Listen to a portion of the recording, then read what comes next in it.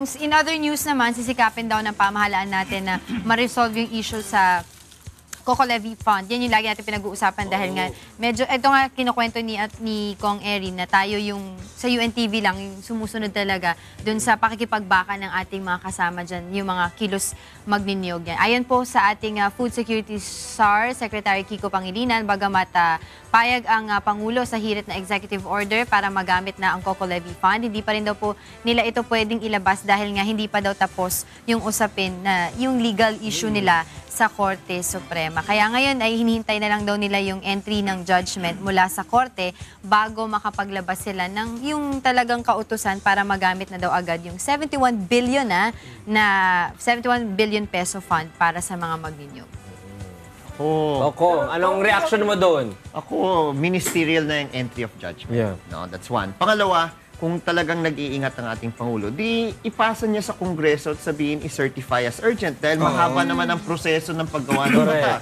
No? At Baka by that time may nakapaggawa na yung at least desisyon. kung yung law on the establishment of the Coconut Levy Trust Fund mapasa sa House at sa Senate, di at least pwede nang hintayin na lang yan, no? The President has so many days upon transmission to sign it into law. So by then, maybe may entry of judgment. Kung hintayin pa natin bago tayo gumalaw, talagang hindi tayo... Hindi na magagamit. Hindi aabutan ng 26 Ang question ko lang, no, is it so much as Pinoy is scared na baka anuhin siya, they'll use these grounds, although it's all ministerial in nature and other presidents would do it, is he scared that it might be used? Yes, he mentioned that during the meeting. That's why my position on that, and sabi nga ni tatay sa kanya, nasa state of emergency yung coconut industry. So, hihintayin ba natin na lalong hirap yung mga buhay? Ngayon, ang sagot ng ating Pangulo dyan, magdadagdag nga siya ng 2.5 billion outside of what the PCA is getting. Pero, ang iniintay nga, yung establishment of the fund, kung not through an EO, di through the legislative process para mas permanent. Alam mo naman natin, may first reading, may period of amendment. Matagal. May TWG pa yan kung sa committee level. So, pwedeng umpisahan na.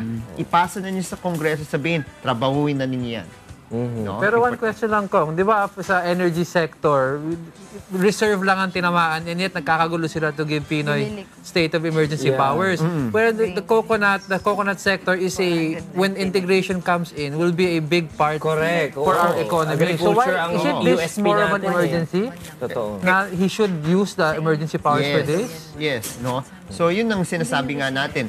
Ang sektor ng mga maliliit na magnyunyog, ang pinakamahirap na sektor ng magsasaka.